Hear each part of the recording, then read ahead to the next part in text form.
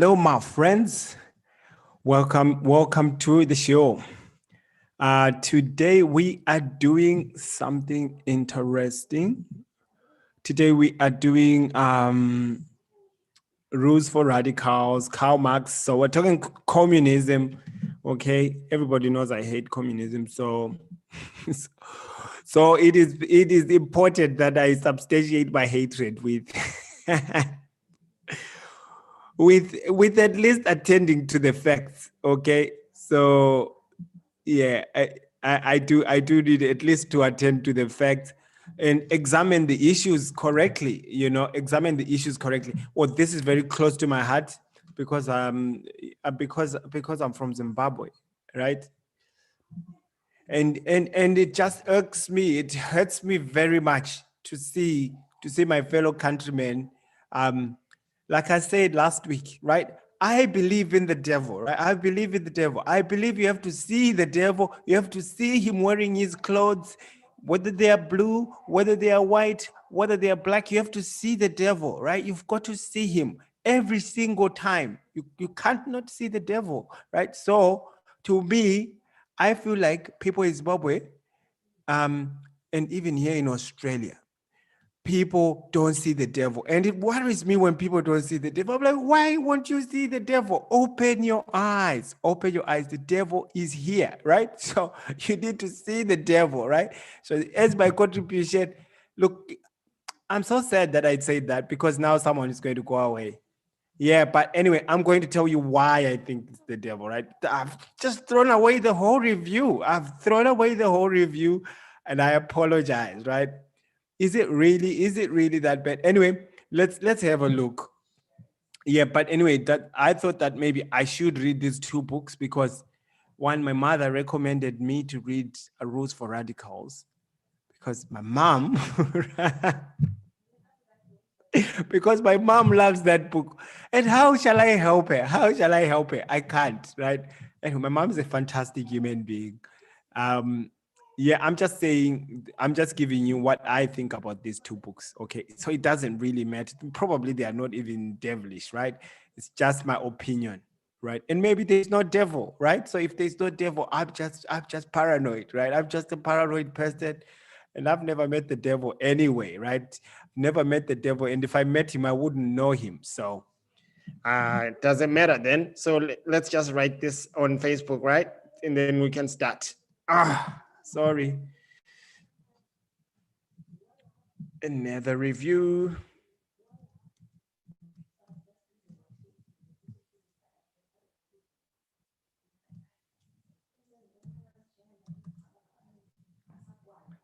Okay, so here we go. All right. Yep, it's ready. It's gone onto Facebook, so we're good. Um, Here we are. So here we are, guys. So today there's two books that we want to compare. A book from, they're 100 years apart, these books. I think nearly 100 years apart anyway. Rules for Radicals by Sola Linsky. And then the other one is The Communist Manifesto by Karl Marx and Frederick Engels, right? So if you haven't read the two books, it's very easy to read them if you are an audiobooks reader like myself. So I do YouTube, I do Audible, and I always go ×2 speed, and it seems to work pretty fine for me. So Communist Manifesto is roughly 45 minutes. If you've got 45 minutes and a good ear, just go on YouTube and go Communist Manifesto audiobook and just play it at ×2 speed. Listen to it twice if you like. It's not very hard, not very complicated. It's an okay book to read. Sola Linsky's book is about 3.5 hours on YouTube. Still fine too. So yeah, so at ×2 speed, of course. So Sola Linsky's book is 7 hours in real time. Karl Marx's book is 1.5 hours, right? It's an audio book. And yeah, so anyway, that's the situation it is. So both books, I'll tell you more about these books as we go. So I'll start with The Communist Manifesto by Karl Marx and Frederick Engels. So the first thing to realize is, which I didn't know, I thought that Karl Marx invented communism, right? For some reason, I thought he invented it. He didn't, right? He didn't invent it. He inherited it, right? He inherited it from other people. He learned about it.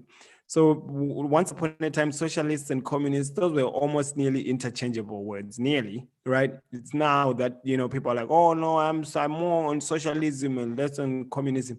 Back in the day, there was no difference, right? But anyway, so the Communist Manifesto was Karl Marx and Friedrich Engels trying to, because people in Europe had a visceral reaction against the Communist Manifesto. So everybody was just like, oh, these socialists, they want to destroy the world because, Europe is was quite Christian.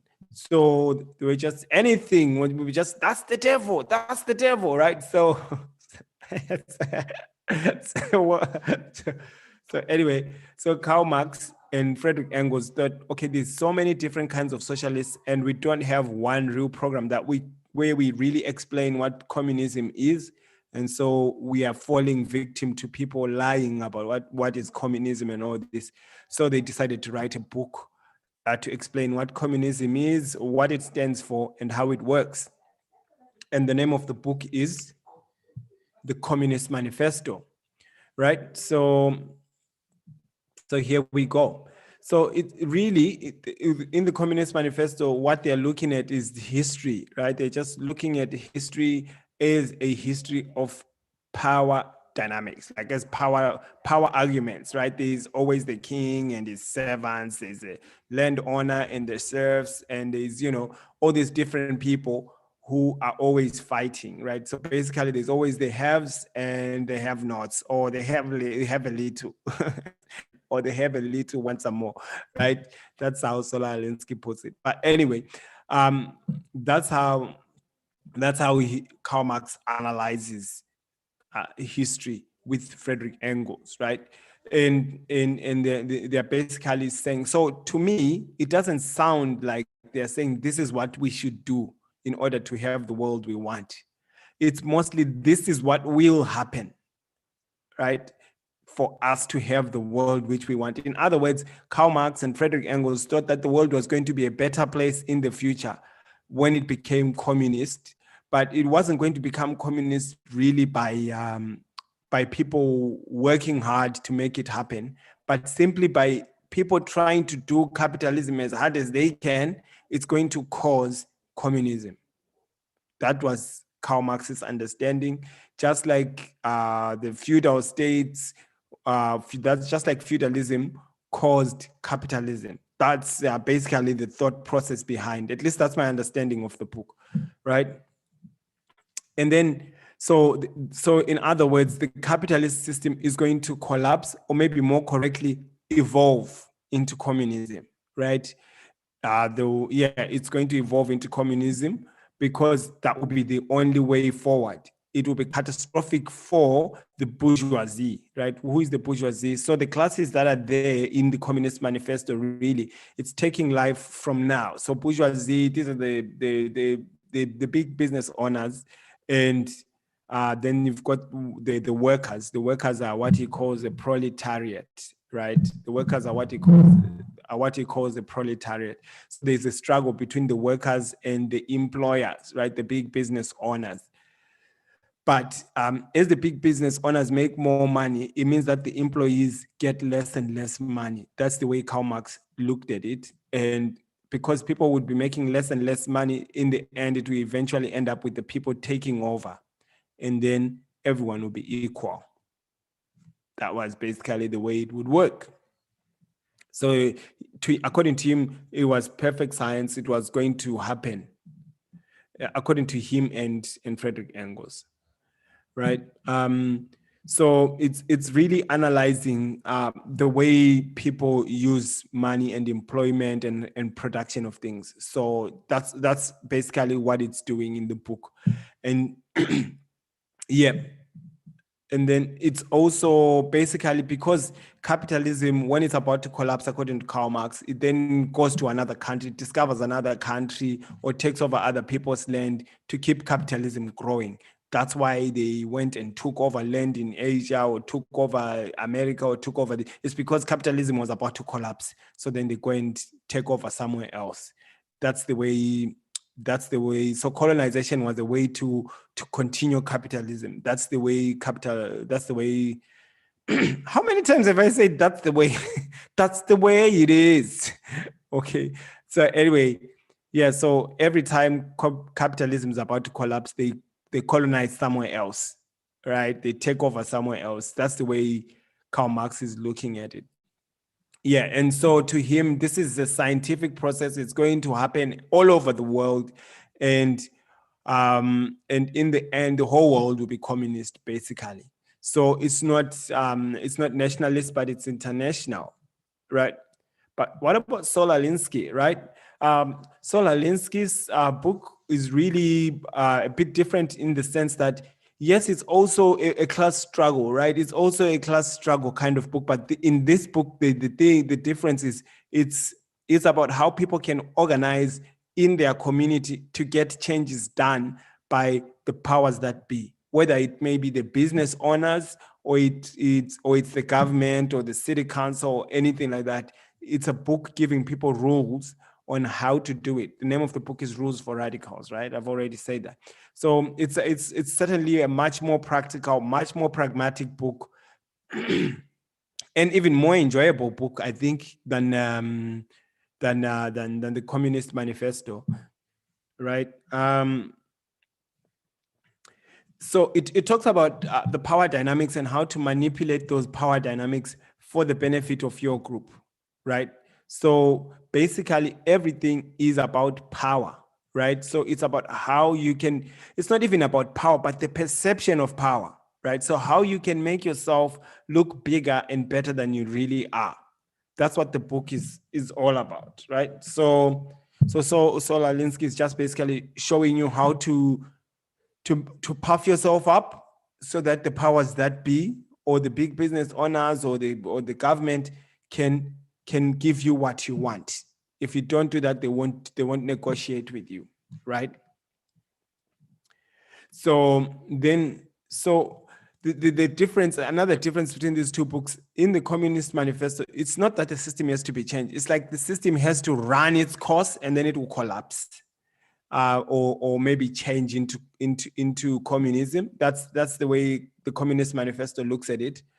In Saul Alinsky's book, the way it is no, whatever the system is doesn't really matter. If you organize as a group, you can get what you want, right? So nearly by any means necessary, right? Nearly by any means necessary. That's the way it works. In the Communist Manifesto, there's no real concern for human rights and all these things. All those things are not really part of the Communist Manifesto. Whatever is in this life, it's because of the way things are where you are. That's the way Karl Marx and Friedrich Engels look at things. So we only have the ideas of whatever we have because of where we live and how people have to say and what people have to do in that area in order to survive. That's why we have those things. But in Saul Alinsky's book, he does say that, like you want to have a situation, excuse me there, you want to have a situation where people have their human rights recognized, where people are heard, where there is no oppression, and you can organize in order to do this. So definitely, once again, I think a much better book. So in the Communist Manifesto, the last line is "Workers of the world, unite!" Right? So it's international in its outlook. It's not local, right?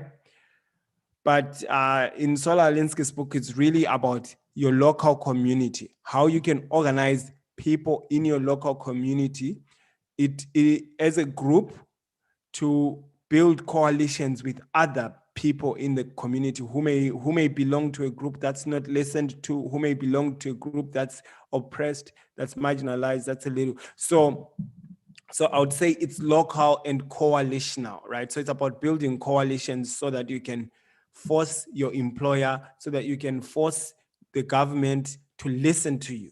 Like I said, it's always about forcing Alinsky's book. So it's not so that you can get the government to do it for you. You have to force them to do it for you, right? That's the way it works. So That's that. And then next one. Now, this really goes. This leads us straight into the morals, because I always have moral qualms. I'm like I always think about the morality of things, right? Yes, I'm not a good person, but I always think about I always think about the morality of things. I'm not. Yeah, I'm not. I'm not. I don't think I'm the. I'm not. I don't think I'm the best person in the world, but.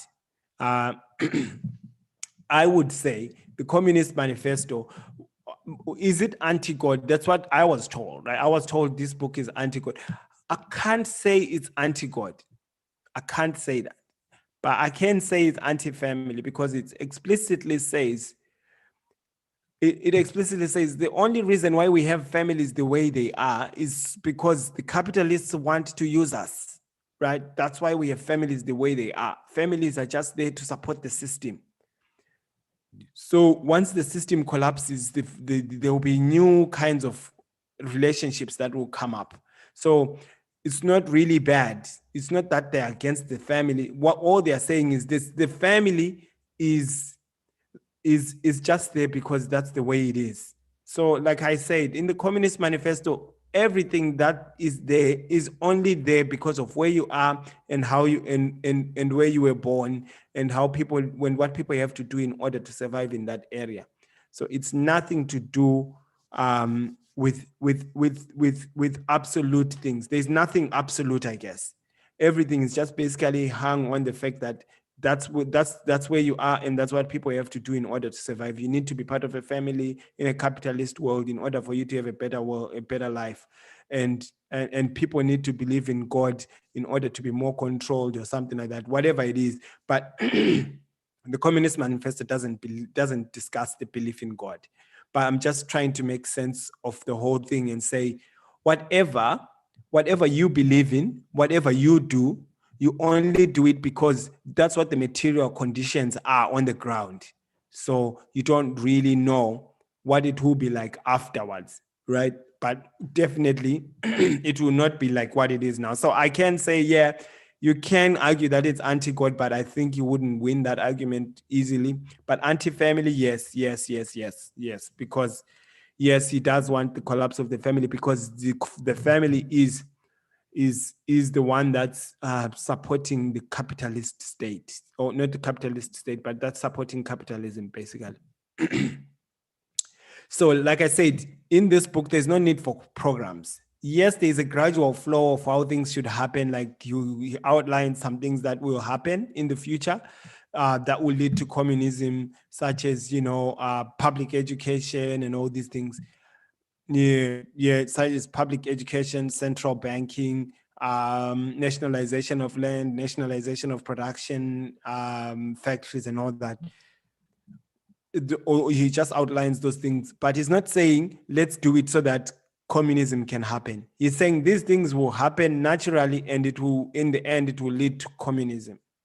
That's my understanding, right?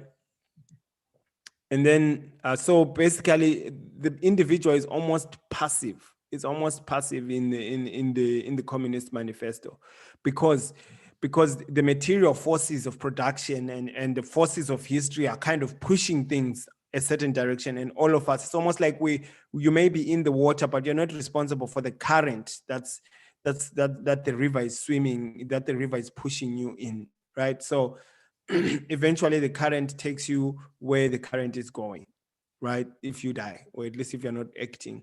So in the Communist Manifesto, you almost have to imagine yourself going with the current, but you can't make it move faster or slower, right? In Rules for Radicals, the concern is really with political arrangements and how things can be done in order for you to get a better outcome for yourselves, in terms of maybe water supply, in terms of experiencing less discrimination and things like that.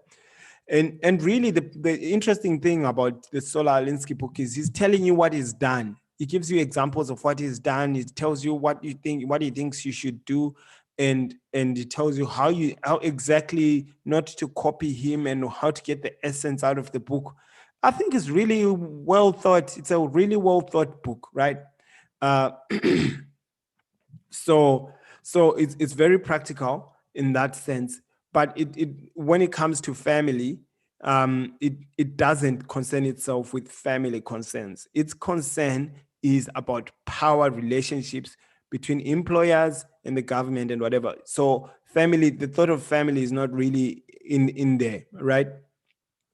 And and the book, what the most concerning thing for me, what I couldn't take, what I couldn't stomach, was the idea that, the ends justify the means. Do what you need to do in order to get what you need to get. I can't stomach that. I think that's a terrible way of thinking. If you actually live your life in this way, and tell yourself, well, I will do what I need to do as long as I don't violate the dignity of another individual, I really think it's very, very, very, very, very dangerous. Yeah. So, but he says, yeah, well, people who are not oppressed, they are the ones who think that way. But if you are oppressed, you don't think that the ends justifies the means is a bad thing. It's just part of reality in life. I think he's wrong about that. I think it's very, very, very dangerous, right? So I think it's good to read these books, because it makes you understand. It helps you understand how some people, because some people, if you listen to some people on TV or on the news, you hear them quoting these people in these books. It helps you understand where they're coming from and what they're thinking, right? So to me, if you'll excuse me,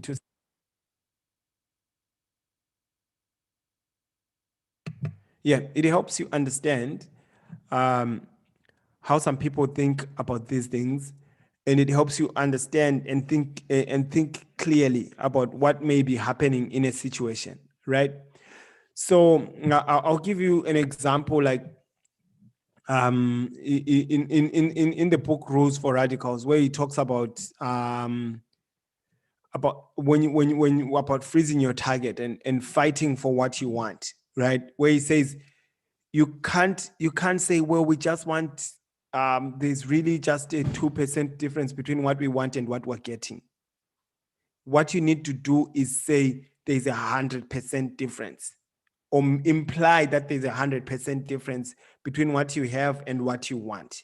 So don't allow statistics and numbers to become too cloudy the situation. Don't let the facts, because if the facts come to the top, people won't be angry. People won't demand action as much as they would if if you if you pushed very hard and pretended that there was everything was very bad. So he gives the example of the revolution, the 1776 revolution in the USA, that instead of the George Washingtons and them saying, well, the British government has helped us during hunger times, they sometimes they help us to fight the natives and all these things.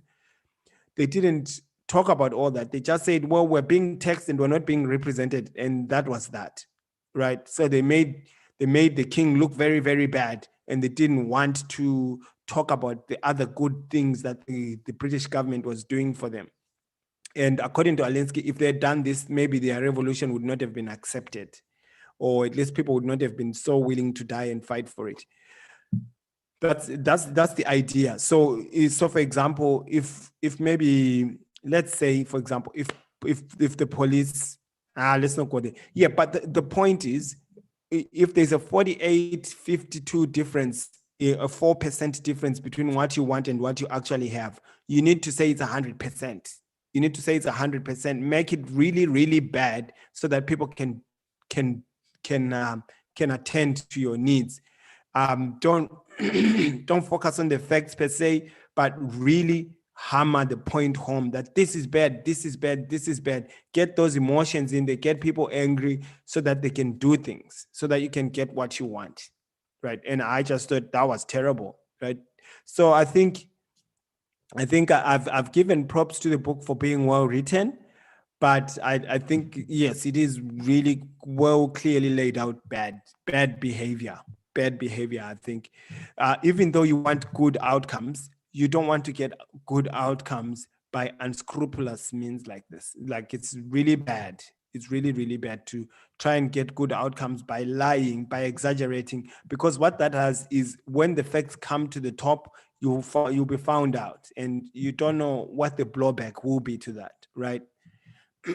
And secondly, both books, they have no role for the individual. Yes, Alinsky has a role for the individual, but as soon as you see the individual, get them to join the group, get them to join the interest of their group, the group that they are in, and then they can start working in society and asking for certain changes. But never, it won't tell you how to live by yourself as a human being. I'm sorry for all this clearing of my throat, right? Yeah, so it doesn't tell you how to carry on your life as a person, as an individual. Everything has to be done through and via the group, and that's, to me, that's not very good for your own health as a person. It's not very good for anybody to think that their progress is dependent on how a certain group does, right? That's very bad in my opinion, right? And both books are sort of like that, right?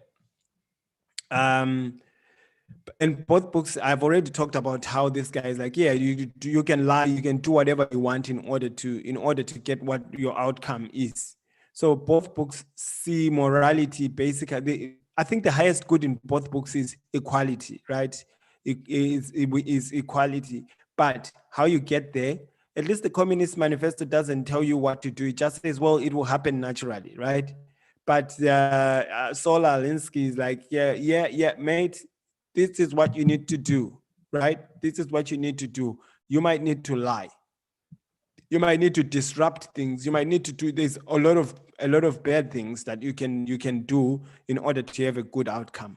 And it's not bad because if you conceive of it as a war, as you trying to get what you need to get. So it's not bad because in a war you can shoot, kill, whatever. You can do whatever you need to do in order to get there. So yeah, so overall, which book do I think is better? If I was asked, okay, which book do you think you should go with? People should read, um, for my own interests to come up at the top, right? For my own personal benefit, right? I would rather people read the Communist Manifesto than Rules for Radicals, right? But if you want to be effective in what you're doing, I think Rules for Radicals is better.